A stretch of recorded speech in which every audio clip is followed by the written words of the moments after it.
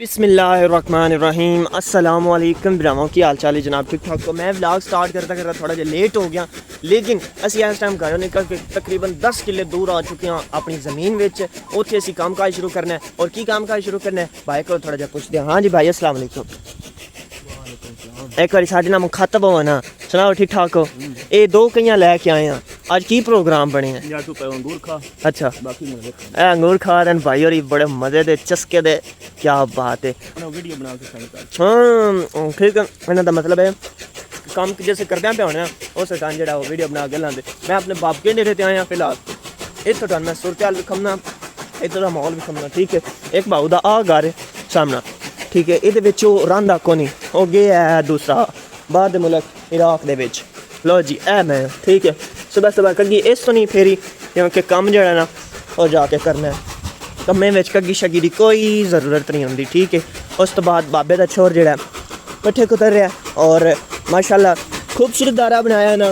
वो दारा मैं बाद चुटान भी खुश आँदा, माल शाल उत्थे आंदा पैना का निज़ाम बड़ा बेहतरीन है, बड़ी बेहतरीन जगह उत्ते। ठीक है, वेरी नाइस हो गया।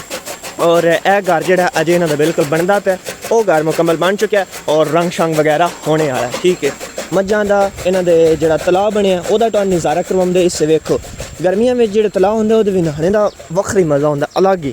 असी भी बनवाना है लेकिन इंशाअल्लाह जो नहीं अजे नहीं। ठीक है, माल शाल बरबाद रहे। उस तो बाद यह वेखो खुली जगह माशाअल्लाह फुल टाइम।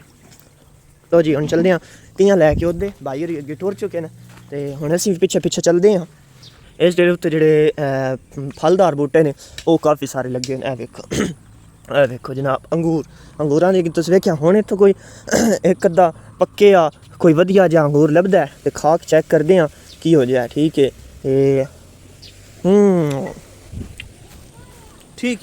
ठीक है ज़बरदस्त है। ए वेखो वाह क्या बात है क्या बात। ए भिंडियां तोरियां लगियां। ठीक है, इन्हां दी पहचान मैनूं तां है क्योंकि असीं भी लाइयां। ठीक है, आ जाओ इधर आ जाओ अगर चलते हैं। यह भी वेख अमरूद जनाब, ते ओहदे उत्ते लगियां तोरियां और मुर्गियां ते कुक्कड़ इन्हां भी रखे ने। सही है, तो यह वेखो तोरी कितनी लम्मी जड़ा जनाब लमकी है, वेरी गुड लग रही है। हम चलते हैं उस साइड ते, यह साड़ी अपनी अगे ज़मीन है। ठीक है, इधर भी है उधर भी है, उधरली तो अगे तुम बेहद रहिंदे हो लेकिन इधरली तो पहली बार भी खाना है। चलो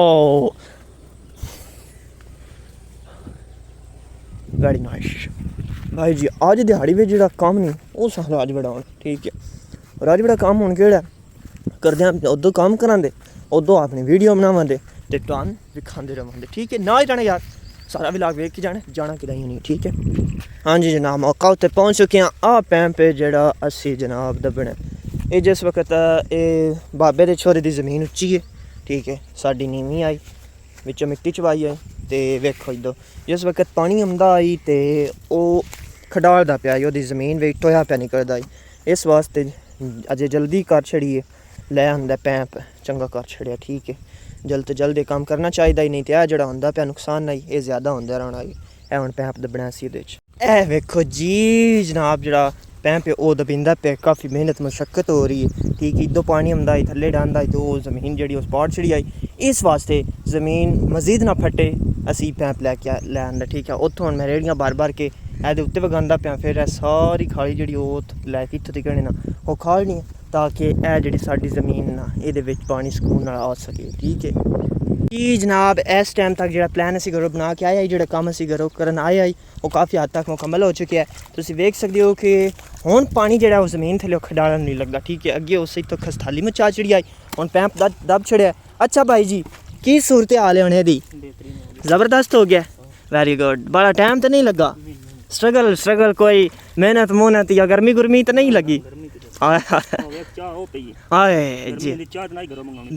बिल्कुल एन जी है। चलो जनाब हुण ऐसा ऐसा जो घर वाल चलते हैं, घर जाके वेखते हैं की कुछ हो रहा है तो बाद च भी तुहानूं विखावांगे।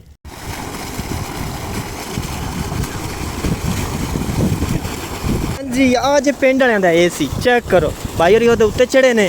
ठीक है, तो मुण ओहदे तो डिगे ने यकदम थल्ले निकल के आना। ए पिंड वालियां साडा AC सांझ जिस वक्त गर्मी शर्मी लगती है असी जनाब जेड़ा नहा नो लेंदे हैं। चेक करो भाई होरी इंजॉय कर रहे हैं, मज़े कर रहे हैं। काके दे काम चेक करो, नह सर्दी लगी पई ज़्यादा ना भी है ना ਪਾਣੀ ਬੜਾ ਠੰਡਾ ਹੁੰਦਾ ਹੈ ਤੇ ਸਰਦੀ ਲੱਗ ਜਾਂਦੀ ਹੈ ਬੰਦੇ ਨੂੰ। ਵਾਹ ਵਾਹ ਵਾਹ ਵਾਹ, ਕੀ ਬਾਤ ਹੈ।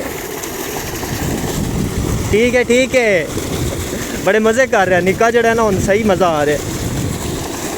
ਸਾਡਾ ਹੁਣ ਕੰਮ ਕਾਜ ਖਤਮ ਹੋ ਗਿਆ, ਅਸੀਂ ਖਾਈ ਵੀ ਕੋਈ ਬਿਹਤਰ ਕੀਤੀ ਹੈ। ਉਸ ਤੋਂ ਬਾਅਦ ਜਿਹੜਾ ਪੈਂਪ ਤੁਸੀਂ ਲੱਗਿਆ ਵੇਖਿਆ, ਮਾਹੌਲ ਵੇਖੋ ਮਾਸ਼ਾਅੱਲਾ, ਖੁੱਲਾ ਡੁੱਲਾ ਮਾਹੌਲ ਤੇ ਵਧੀਆ ਤਰੀਨ ਮਾਹੌਲ।